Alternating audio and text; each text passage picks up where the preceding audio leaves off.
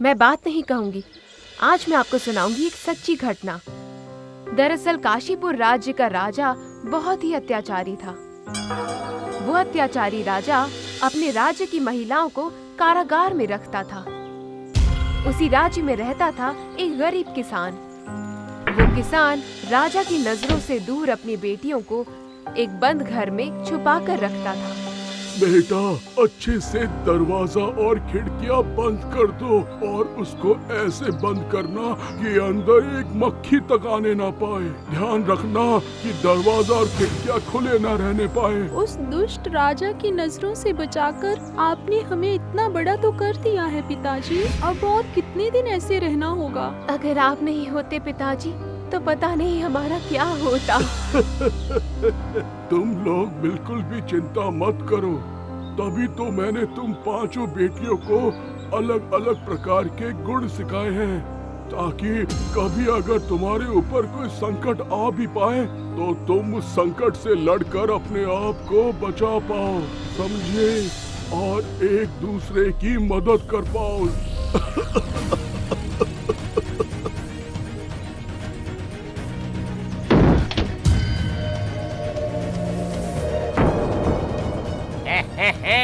और कितने दिन छुपा कर रखेगा अपनी बेटियों को राजा जी की नजरों से, हैं? चलो चलो महाराज के पास, वो तुम्हें कड़ी से कड़ी सजा देंगे। वो कहते हैं ना, हर सवेरे के बाद अंधेरा तो आता ही है। और यही हुआ बेचारे किसान के साथ। जो किसान अपनी 5 बेटियों को राजा से बचा कर रखता था, आज उन्हें दरबार में पेश किया जा रहा है। उनके छुपने की खबर सुनकर राजा बहुत ही क्रोधित हुआ और बोला, मैं तुम्हें उम्र कैद की नहीं, फांसी की सजा सुनाता हूँ। 7 दिनों के बाद तुम्हें फांसी चढ़ाया जाएगा। महाराज, हमको माफ कर दीजिए। महाराज, माफ कर दीजिए। ऐसी गलती हम कभी नहीं करेंगे। हमें माफ कर दीजिए, हमको बख्श दीजिए।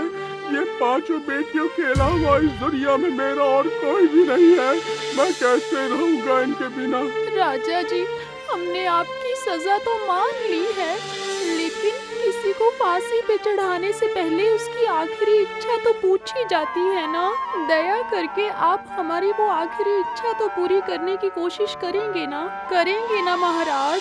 हाँ महाराज, हमारी आखिरी इच्छा यही है कि हम आपके सामने अपना विशेष गुण दिखाना चाहती हैं। अच्छा, तुम्हें कोई विशेष गुण भी है? क्या विशेष गुण है, बताओ तो।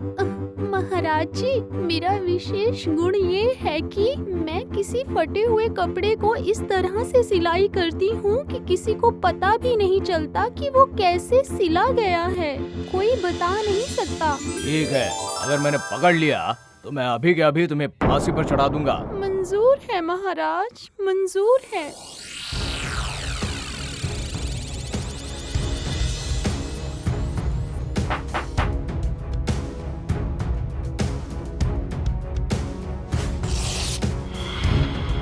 चलो अभी सिलाई करके दिखाओ।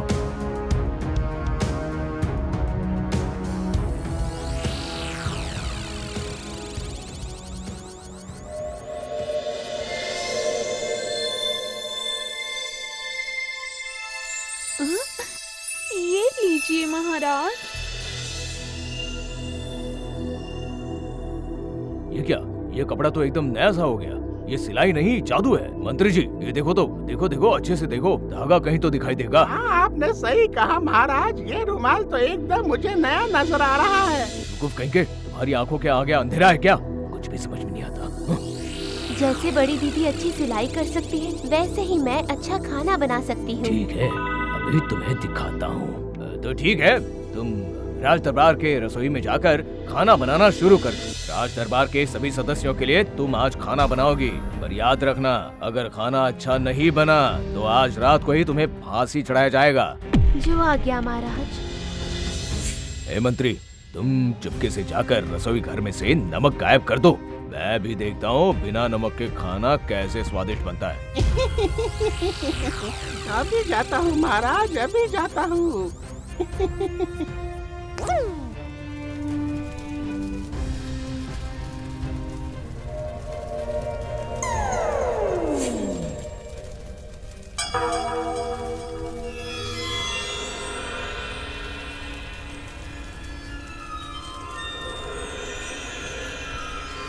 ये क्या? ये राज दरबार का रसोई घर है और यहाँ पर नमक ही नहीं है। ठीक है, कोई बात नहीं, आज मैं बिना नमक के ही खाना बनाऊंगी।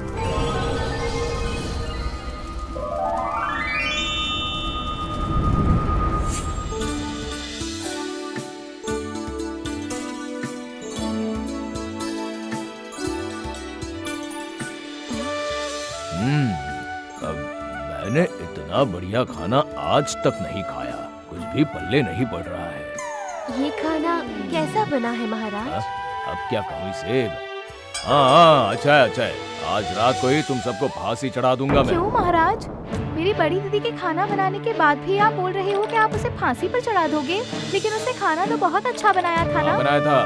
तुम्हारी बहन ने खाना तो अच्छा बनाया है, लेकिन मेरे रसोई घर को तहस नहस कर दिया है। अगर 1 घंटे के अंदर मेरे रसोई घर को ठीक से साफ नहीं किया तो फिर आज रात तुम्हें सबको फांसी पर चढ़ा दूंगा। अच्छा ये बात है, आप बिल्कुल भी चिंता मत करिए महाराज, आप पेट भर के खाइए। मैं 1 घंटे के अंदर राज दरबार का पूरा रसोई घर साफ कर दूंगी। कहीं तुम पागल तो नहीं हो गई हो? हमारे इतने बड़े रसोई को साफ करने के लिए 10 दासियाँ लगती है और उनको आधा दिन से भी ज्यादा लग जाता है, और तुम 1 घंटे में कर दोगी। वही तो मेरी असली शक्ति है मंत्री जी। मैं अपनी इच्छा अनुसार पानी का बहाव बदल सकती हूँ। पानी मेरा दोस्त है, मेरी वो हर बात मानता है। देखना चाहते हैं तो देखिए। कहाँ है जल देवता? आइए जरा, महाराज के राज दरबार का रसोई घर साफ कर दीजिए। महाराज को अभी भी आपकी शक्ति का अनुभव नहीं है।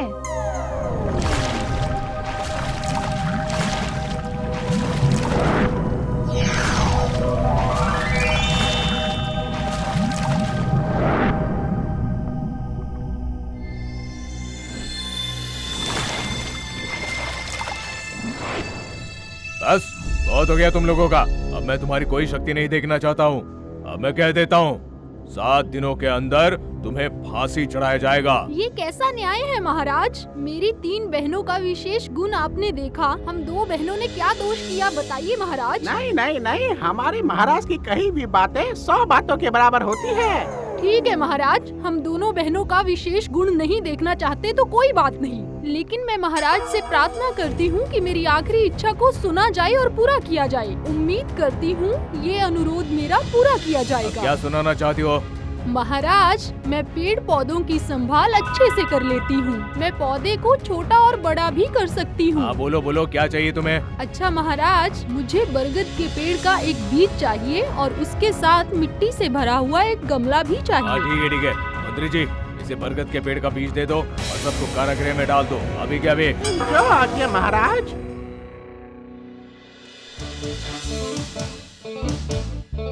महाराज के सामने हमारा पैंतरा तो काम नहीं आया पिताजी, अब क्या करें हम महाराज को प्रसन्न नहीं कर पाए हैं। अगर हम यहाँ से छूट गए तो इस राज्य से बहुत दूर चले जाएंगे। आप घबराइए नहीं दीदी, अभी हमारे पास समय भी है और मुश्किल का हल भी है। अपने पास समय तो है, ये बात सच है, लेकिन अब हल कहाँ है ये ढूंढना है। ये देखिए, ये रहा मेरे पास बरगद का बीज। आप लोग तो जानते ही हो मेरे अंदर विशेष गुण क्या है। मैं अपनी खूबियों से पेड़ को जितना चाहे उतना बड़ा कर सकती हूँ और उस पर फल फूल भी लगा सकती हूँ। ये बात तो मैं समझ गई, लेकिन इस पेड़ को बड़ा करने के बाद हम क्या करेंगे? क्यों? हम 6 लोग उस बरगद के पेड़ पर बैठ सकते हैं और वो पेड़ हम लोगों को बैठाकर ऊपर तक लेकर जाएगा। लेकिन बेटी, जितना तुम समझती हो राजा उतना शरीफ नहीं है। वो चुप कर बैठने वालों में से नहीं है। हम यहाँ से पेड़ में तो चढ़ जाएंगे, लेकिन कहीं अगर राजा ने देख लिया तो वो पेड़ काट देगा और हम नीचे गिर जाएंगे। बेटिया, हम गिर जाएंगे, समझा करो, हम गिर आप जाएंगे। चिंता मत कीजिए पिताजी, इस समस्या का समाधान है हमारी छोटी बहन के सर के ऊपर। मेरी सर के ऊपर? हाँ, तुम अपनी मर्जी से अपने बालों की चोटी को छोटा बड़ा कर सकती हो, है ना? मैं समझ गई। अब तुम्हें कुछ भी बोलने की जरूरत नहीं है। अब तुम जल्दी से इस पेड़ को बड़ा करो। इस कारागृह में रहने का मेरा बिल्कुल भी मन नहीं है। जल्दी करो।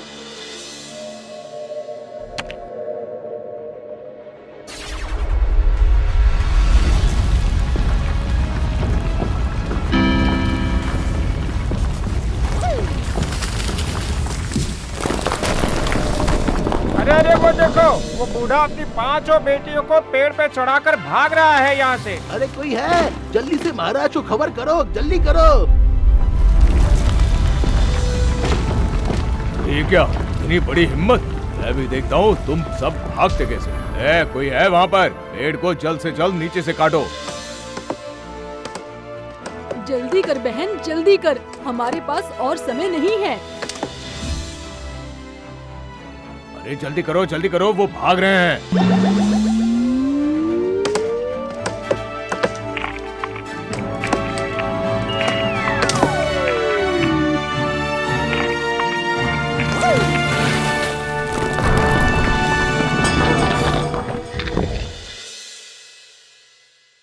अरे अरे, मेरा सब कुछ तहस नहस हो गया।